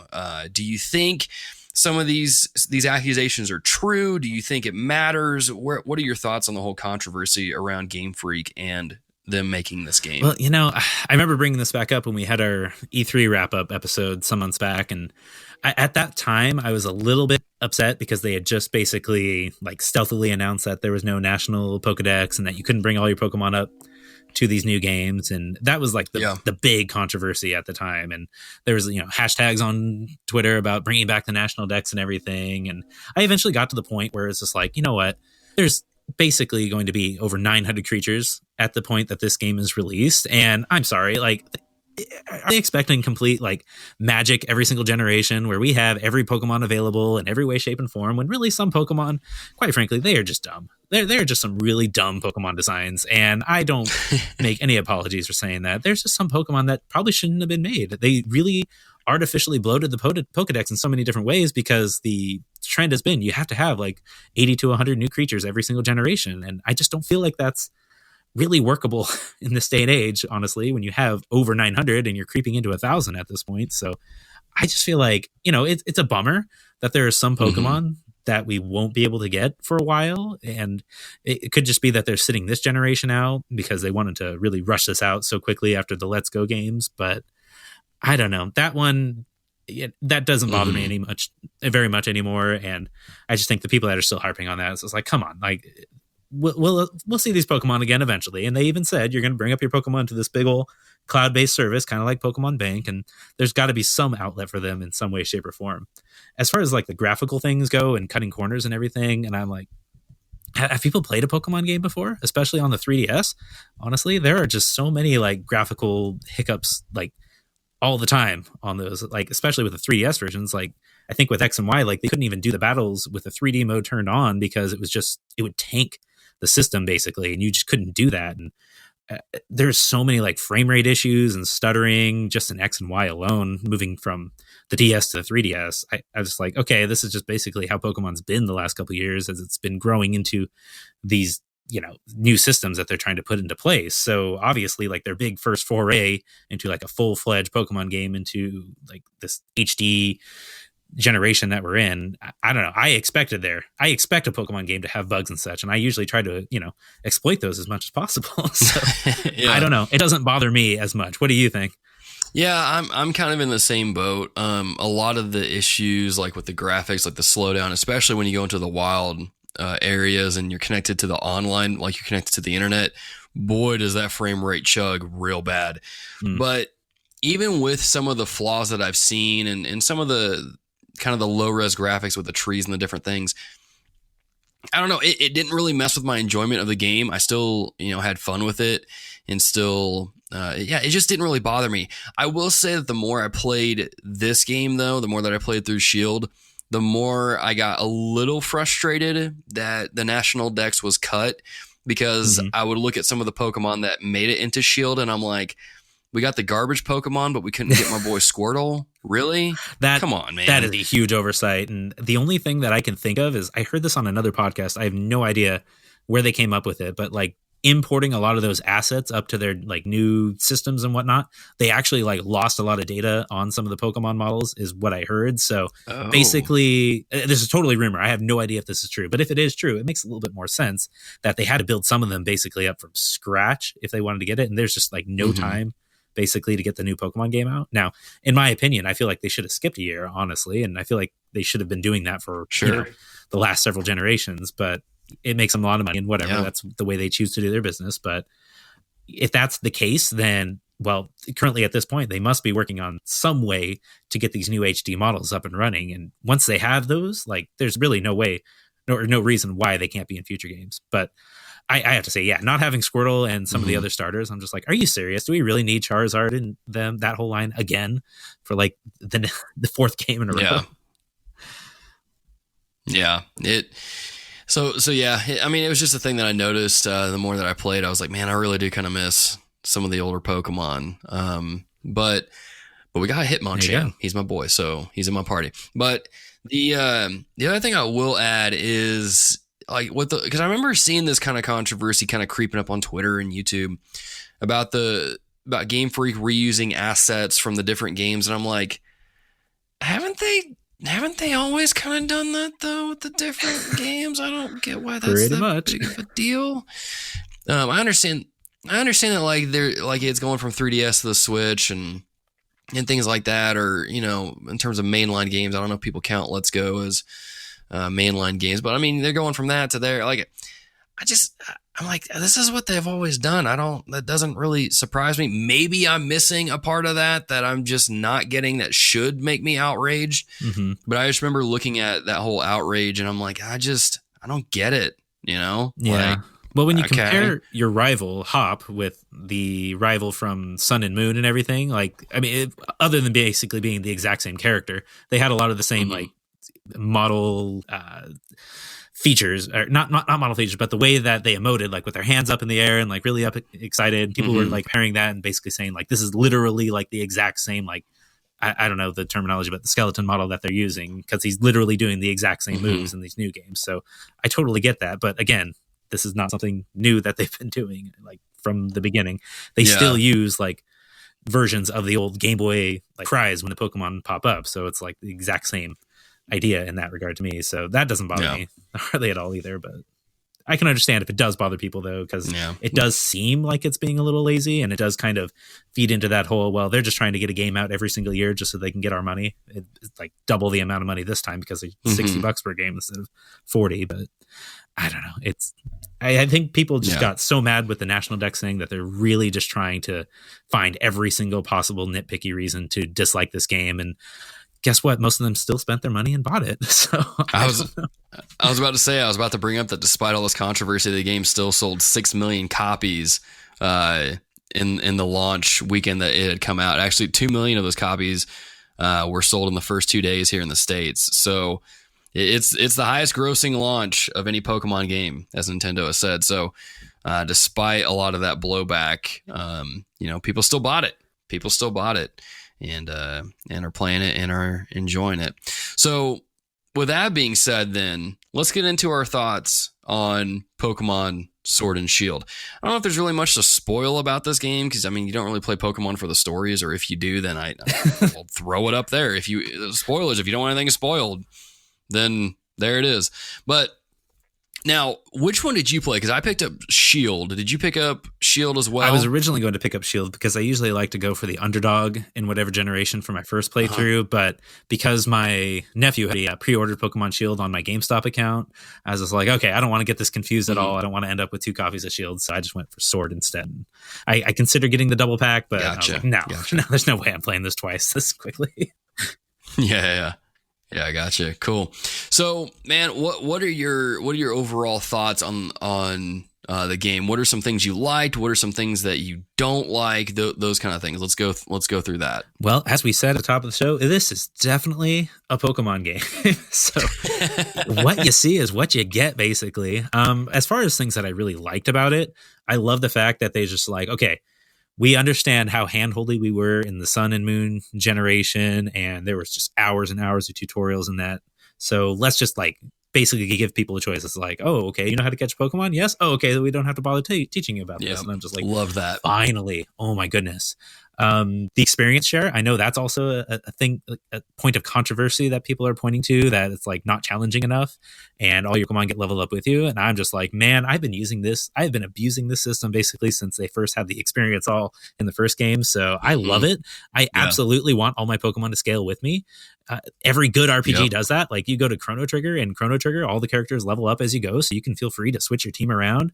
What else? Wait, do they really? As far as I remember, yeah, everything like levels up with you, at least as far as I remember. Maybe the DS version was like that, but that was really nice to just be able to switch my party members around. Dragon Quest XI did the same thing. Like they still get experience even if they're not participating in the battles, so you can be a lot more like tactical with the way you approached it. So I love that. And I love the fact that I am able to get a Pokemon in the wild area or just out on the different routes and everything. And I can say, oh, okay, I think this one's pretty cool. Like a Viking Meowth version. Yeah, totally. I want that on my team right now. This big old beard and everything. Yes, I need this. But, in previous games, you couldn't really raise the levels up until the post game really easily. But now with the experience share, it's pretty much instantaneous. Like it doesn't take long, especially with the raid battles and all those items you get from it. Yeah, that's also a super awesome thing. The raid battles, I was not expecting much from it because I just don't do like online raiding type games, and I don't really join up with people. But the little bit I played of it, I love it so much, and it's exactly what I needed in these types of games. But as far as things I dislike, I'm gonna have to just say, like, while the trappings of the European region is really cool, and it's very different from how the France-based region from X and Y was, in which case, like, that region was more focused on like the beauty of Europe and everything. This is more like the industrial type of Europe and the everyday type of thing. I really don't like the story at all. Yeah, I didn't either. I didn't like it. Mm-hmm. It's just like, I know I'm unfairly comparing this to like previous generations, but that one of the reasons why I would consider the black and white generation probably like a super close second to my favorite generation is just what they were able to do with it. Like there was a real mystery involved with those games. Like you actually could not easily predict what was going to happen next. Like you would expect that, you know, the one mysterious character N, who was like crowned the king and everything in this really crazy and creepy opening cinematic and everything, there's something's going to happen with him. But it was so interesting, like what the motivation behind the team is, because like it was just, they're out to save Pokemon and liberate Pokemon. And it's just like, okay, well, I can kind of see their point of view and everything. And then like ever since then, it feels like the story is just degenerated down into like, we just feel like we have to have a villain for the sake of having a villain. And I'll give them, you know, the credit this time around, like the team yell that they introduced early on. It's like, obviously you're expecting them to be the villain, but there's really no like villainous force behind it. Like you are basically like, this is your job. You're just going to collect the badges and become the champion. Basically, that's the sole motivation behind the game. And the story just feels really tacked on at the end with the chairman and everything. I don't know. What did you feel about that? Yeah, like I liked how straightforward the story was at first. Like you're a trainer, you're going through this gym challenge, you're trying to be the next champion. I'm like, I like it. Straightforward, easy enough. But then they started doing the weird stuff with, you know, the what is his name? Rose, the Rose guy. Like, oh, you know, I got to bring about the apocalypse to save the world and renew it. I'm like, okay, guys, come on. Really? Like, especially. Obvious agenda is obvious. And like I would have been fine if they built him up as like a Giovanni type character at the beginning, like with Team Rocket, and he was just bad throughout, and you kind of start slowly, or you kind of run into him more and more throughout the game, and it becomes a big thing at the end. But like when it all goes down, when that story really starts like opening up and doing its thing, it's so annoying. Yeah. Like I hated how you're at the final gym challenge thing. You're working on going through your fights, becoming the gym or becoming the champion. And then the dude enacts his plan, interrupts the tournament. And then all of a sudden, like you have to go and save the world, I guess. And I'm like, this is so jarring. Like, why is this here? Why couldn't you do this after he becomes a champion? And then this is like the first big thing he has to do as a champion is stop this evil guy from destroying the world or something. Like, it's frustrating because like if they would have just moved that to after you become the champion and kept that there, and then kept the end game quest thing there too, like it would have, I don't know, I felt like it would have just made the game flow better. But the way that they have it now is it's weird. It's jarring. It's very, and I don't really. Yeah, jarring is the best word to say to it. And honestly, like comparing him to Giovanni, it's just like, yeah, there's like absolutely no contest, because even in those the original Red and Blue, like you are faced with these different trials throughout the game against Team Rocket and Giovanni. They are like an ever-present force that you have to contend with in between your gym challenges and everything. And that's what really makes them like interesting in so many different ways, because like you fight them at the Pokemon Tower, and there's all these like ghost Pokemon, and like they're killing all the Marowak and everything, and you have to go to Silphco and you meet them in Mount Moon talking about the fossils and everything. Like you see this plan developing over the course of the entire game, and there's like hints dropped when you're visiting like Celadon City, and they have their little game corner with all the gambling, which is really cool to like a 9-year-old mind. But like yeah, the story's interspersed throughout the game. It's not like dumped right at the end. It's like, and they don't even go about like this surprise turn even in an intelligent way, because like from the beginning you can tell like, oh yeah, he's got this really weird secretary and she looks really obviously evil, and so there's got to be something more going on behind the scenes with this guy, obviously. And it's like, yeah, that's pretty much what you expect, and it's like not done in any kind of clever or intriguing way where there feels like there's any kind of mystery. It's just all there out on the table, and that's it. Yeah. And I don't know. I mean, I know that part of the Pokemon fan base is kids, but I don't know if this is really something that even kids would get super hyped about, you know? Like, it's just, I don't know. Maybe I'm wrong. Maybe kids love it, and I don't know what I'm talking about. But Well, I know one student in my class in particular got the game on Friday and proceeded to beat it all weekend. And he said, "Yeah, I finished the game. Okay. Totally done." Okay. Like, are you serious? All right. I'm 8 hours into this game. I've gotten one badge. That's it. Dude, that was the thing that blew my mind from people. People were messaging me like, dude, have you beat the game yet? I beat it in like 17 hours. I'm like, dude, I'm 8 hours in and I just got to my first gym. What are you guys doing? Oh, man. But I think part of that, though, was because I was messing around so much with my favorite thing, which was the wild area. I loved the wild area. Like, I would go and explore, catch Pokemon, fight Pokemon, level my Pokemon up, go to the little... I forget what those little well things are called, but I would go there and get in the raid battles and fight the giant Pokemon and capture them. And like, it's just, that's probably my favorite part of the game is the wild area. Like there's so much to do there. And I love how when you go in there, you kind of have this Xenoblade Chronicles moment of like running into a Pokemon that's way over leveled for you to fight. That was so cool. And it was cool. I was like, oh, dude, I cannot wait to come back here when I have like a level 60 group and just tear through these dudes. Mm-hmm. And that's what I did after I beat the game. I'm like, yes, take this, you stupid panda thing with the reed in your mouth. You're done. I forget the thing's name. Mm-hmm. But like beating those things up, beating up Snorlax, like, and then even being able to capture it, like it does such a good job of showing you when you first go in there, like you're weak right now, but you can come back to this area later and catch these Pokemon, fight them in battles.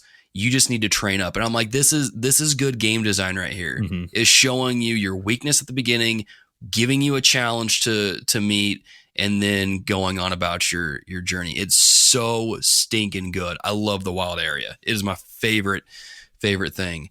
Did you get a chance to actually play against other players? Because I never actually went online and actually played with other players in a raid. So how was that whole experience? So that was actually surprisingly good for me. I didn't really have any issues with that.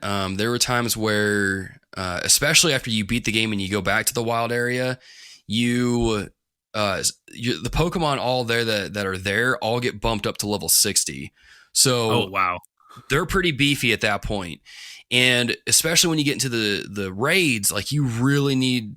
There's some you can beat with the AI players, but you really need a team of like actual players that have Pokemon that they've leveled up and trained to fight against them if you want to succeed. But it's pretty good. I liked that aspect. I haven't done a link battle with anybody because I'm kind of intimidated to do that. Right. But the raid stuff is great. I love that. Mm-hmm. I love the Wonder Trade system that they have in there. I think they call it Surprise Trade in this game. Like it just...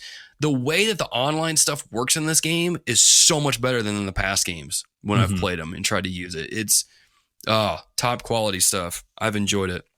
Yeah, I really like those little badges that would show up on the bottom left when you were online. And it's just like, oh, this random person did this. And it's just like, oh, okay. And I can just kind of celebrate with these people. I have no idea who they are, but hey, it's like, hey, they caught that cool Pokemon. That's all right. Or this one just won a battle or something. It's just like, all right. Or like one of your friends pops up and it shows that they caught like a Pokemon or defeated a raid or something. You're like, dude, this is cool. Yeah, yes, this is what I'm talking about. But trying to think of like if there's anything I didn't like. Now, here's one thing I got to ask. So after you beat the game, there's a whole other post-game journey that you get to do that leads you to capturing the legendary dog Pokemon, whichever version you got. Have you gone on that yet, or or are you still waiting to do that?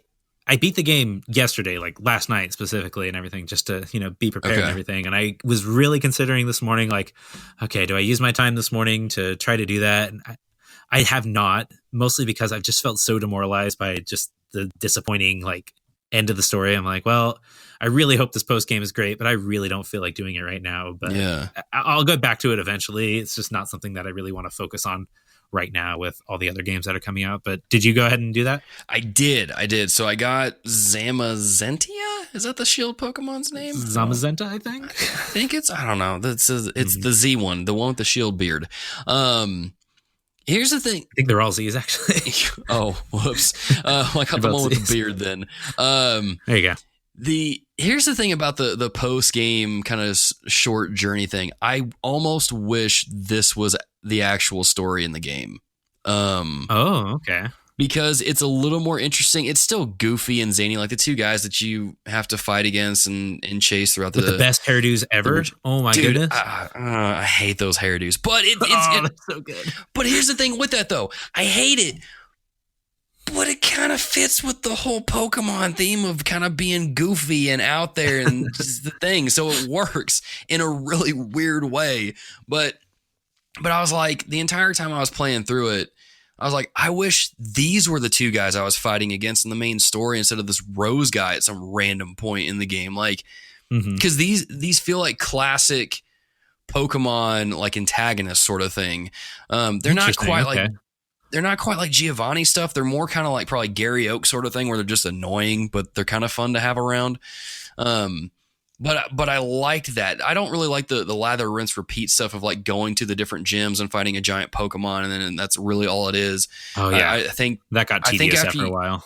It's pretty tedious, but the thing that I like about the gym challenge in this game is that it changes up the formula to where you do a puzzle or some kind of mini game thing first before you go fight the gym leader. And I'm like, this is cool. Like, I like this, but they don't do any of that in the post game. And I'm like, okay, guys, you can't change it up to this and then go back to the old formula. Like So it's a bit of a mixed bag, but it gives me a lot of excitement for what the future games could possibly be and how they look.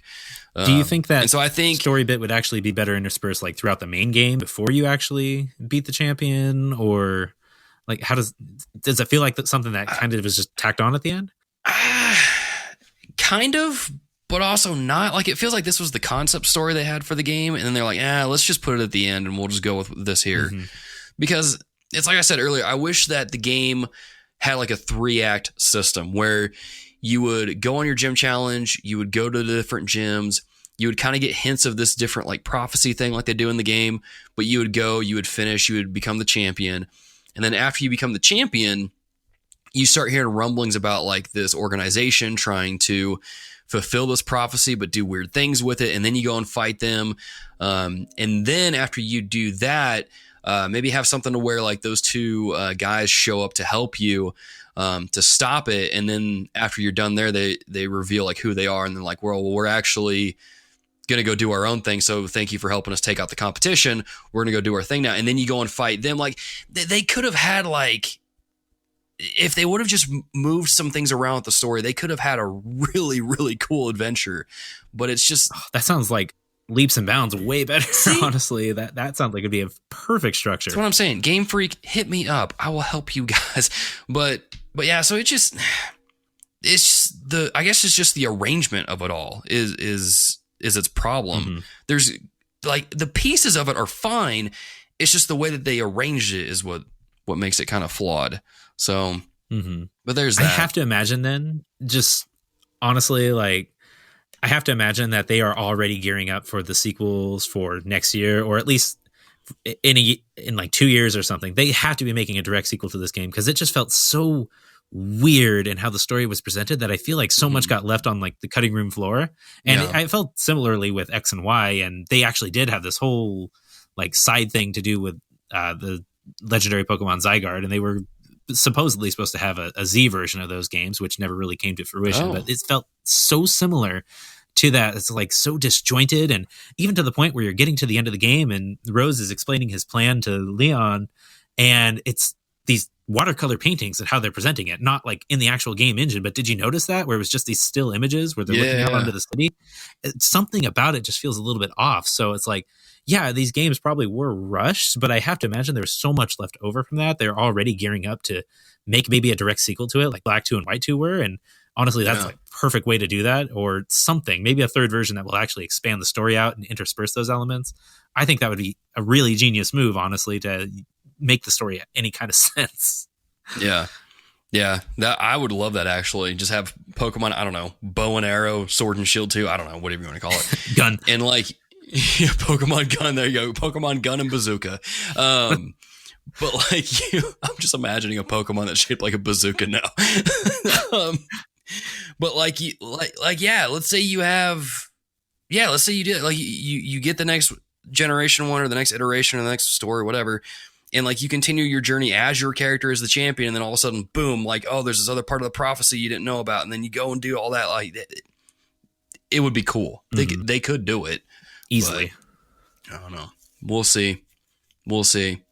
I feel like I was going to say some other things about it, but yeah, it's the main thing with it is the story. If they just arranged it better, it would be great. It would be better. I will say one last thing, because we are running over on time, but one last thing. I mean, it's Pokemon. It's big. I guess we're going to go over.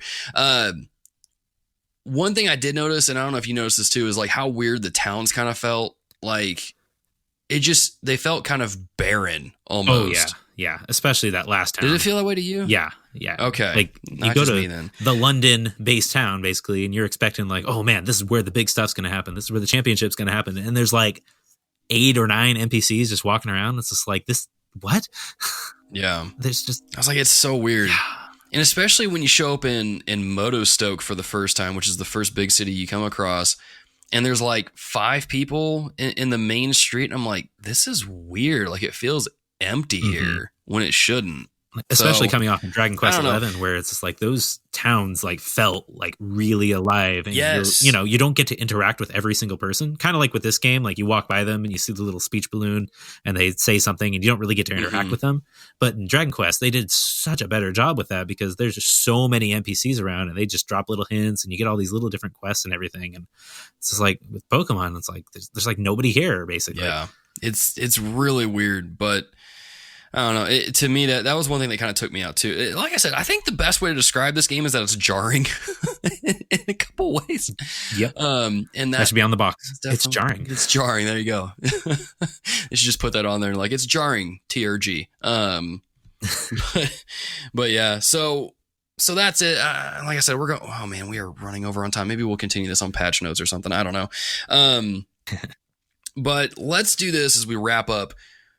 Is this what are our overall thoughts on Pokemon Sword and Shield? Is this a game that we would recommend for people maybe looking to get into the series, or maybe have been Pokemon fans but they're kind of on the fence about it given all the controversy surrounding? Is this a game that we would recommend people pick up and play? For me, I would definitely say so. Like I see so many people playing it and having a lot of fun with it, new fans and old fans alike. And the fact that it's able to be played, on the Switch and everything, so you can hook it up to the TV or enjoy it portably. I think just the barrier of entry is like way lower in that regard, and it will teach you all you need to know, but it's really fast, and you can get to that wild area and you could probably spend like most of the entire game just, fighting in that little wild area. So I would say definitely pick it up. I definitely almost did. Yeah, basically. But with the caveat that it's really not a great story, honestly. And but who plays Pokemon for the story, like you said? Yeah. I'm right there. Like with as many complaints as I have about this game, I would honestly probably put this as my like number 3rd favorite Pokemon game. Or generation, like, because you got Gold and Silver, then you got Ruby and Sapphire, and then I've got Sword and Shield. Like, it's just, despite the complaints, like, I had a lot of fun with this game in the whole like 32 hours I think I put into it. Like, it's a lot of fun, and I think for it being the first game on the Switch, man, there's a lot of promise to what's coming down the pipeline. I really think that Game Freak, if they capitalize on some of these things well and take the wild area concept and kind of expand on it and make it grow, kind of like a Dynamax Pokemon. I guess if they just Dynamax it, it'll be really cool, because this game, it could blow up on the Switch. Like, it could become huge, like massive in a few different ways. And like, I don't know, just dreaming about the way that they could really develop this kind of thing further on the Switch is getting me all kinds of hype. But yeah, at least I would definitely recommend it. Yeah, at least we can both agree it is leaps and bounds better than Sun and Moon were. Just leaps and bounds. Oh my gosh, so much better. I hated Sun and Moon. I couldn't. Oh my gosh, I hated those games. I was like, really? This cannot be the future of Pokemon. But yeah, leaps and bounds better than that. Oh man. That'll be on the box. Better than Sun and Moon. So, there you go. It's jarring and better than Sun and Moon. Oh man, that's awesome. That's perfect capstone. That's awesome. Well, dear listeners, you let us know what you think of Pokemon Sword and Shield if you've been playing it, and also if you need some Pokemon let me know. I've got a Score Bunny, Grookey. I've been farming those things out. Let me know if you need those. I will send them to you happily. Just hit me up on Twitter. Viking Meowth. Viking Meowth. Dude, when I saw Meowth had a beard, I'm like, dude, this is great. This is we didn't even talk about Surf Fetched. Oh gosh, we'll have to do a Pokemon part too. Man. So man, before we let the dear listeners go, let's do some recos. What should our dear listeners check out? Oh, okay. So, going back to the whole thing about Pokemon, you don't play Pokemon for the story, but you know what has the best Pokemon story ever? It is the Pokemon Adventures manga. Have you read any of the Pokemon Adventures manga? I'm going to be completely honest. I didn't know that a manga existed until this episode. Oh my goodness. Okay. So you can get this on the Kindle. You can get the, graphic novels, however you want to get it on Amazon, really easily attainable. It is the best Pokemon story I've ever read. Like, this is exactly what Pokemon should be. So basically you start with the first generation, and this was releasing like right when the first generation came out, and you follow Red or Ash or however you wanted to describe them. And the entire manga focuses on the different regions, just like with it, but it's all within the same continuity. Like, this all takes place along with each other, and you actually see the characters from Red and Blue grow and change over time, and they actually assist the characters from, I don't know, Diamond, Pearl, Black and White and everything. And there's so much crossover between the different generations, and the story is like, holy cow. Like, I can't even begin to describe the story, but the entire thing is like its own amazing like Pokemon continuity, not related to the games of the TV show, but it's its own thing. And I think I've even heard that the creator of Pokemon is basically like, yeah, that's pretty much what I was imagining when I was like, thinking about Pokemon. So if you have not checked it out, like, there's probably like 70 something volumes, honestly. There's just so much out there, but the entire Pokemon Adventures line is wonderful, and you will not regret it. Like, it's built for kids, but there's some like really crazy dark stuff that happens there, especially with when you get to like the Pokemon Tower and everything. So I would highly recommend that. And then going along with that, if you want to keep reading, the Power Rangers and Ninja Turtles crossover comic series just started yesterday. Issue 1 just came out, and it is one of the most glorious things I've ever read.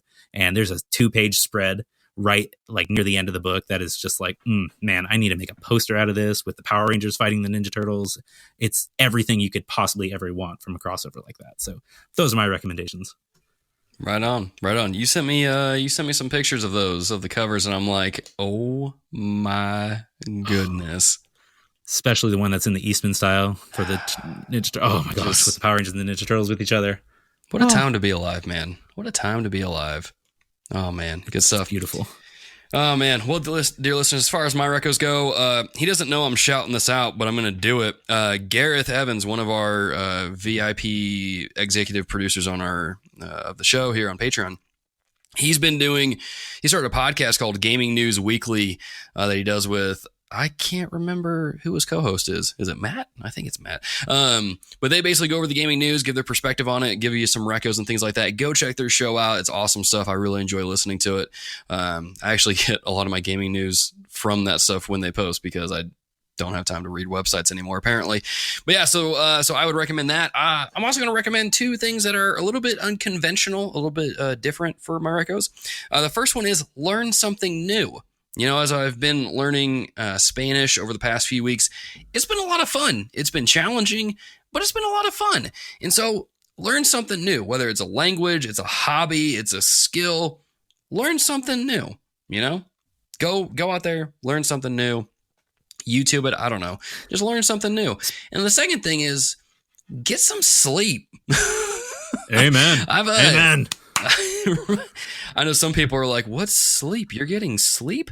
The reason why I bring that up is because lately I've been restructuring my schedule to cut back on gaming, but to also allow for me to read more, to take care of priorities, because I realize I've been neglecting a lot of different things, trying to get workouts in there and things like that. And man, I've realized that going to sleep at a reasonable hour and waking up early lets you tackle the day in a way that is way more efficient than anything else I've been doing in the past. So yeah, get some sleep, rework your schedule, your priorities and all that stuff. Get some sleep, try it out, enjoy it, have fun, see how it goes. But anyway, yeah, that's my recos. Nice. But anyway, Wesley, man, one other thing I got to point out too, because you're the Henshin Dad. You've got a podcast. Where can people find it at? I ostensibly have a podcast that hasn't been updated very much, but I am working on updates for that. So yeah, stay tuned. I run the Henshin Dad podcast, which is a short form show that covers various tokusatsu related things. So like, Power Rangers, Kamen Rider, Ultraman, especially these days with all those amazing Blu-ray box sets coming out. So you can check it out. It's on Anchor. It's just called the Henshin Dad podcast. And I started an Instagram recently, and I'm hoping to, use that to kind of funnel my show notes and everything secretly on the side. So, just check it out if you're into like, giant monsters or Gigantamaxing monsters and, Ultraman's great. Giant monsters. Do it. There you go, man. I actually got my Ultraman Geed Blu-ray set the other day. I think I sent it to you. But I'm like, yes, I'm ready to go. Be ready to cry. Yeah, links to do what? Be ready to cry. Crap. Should have bought a box of tissues.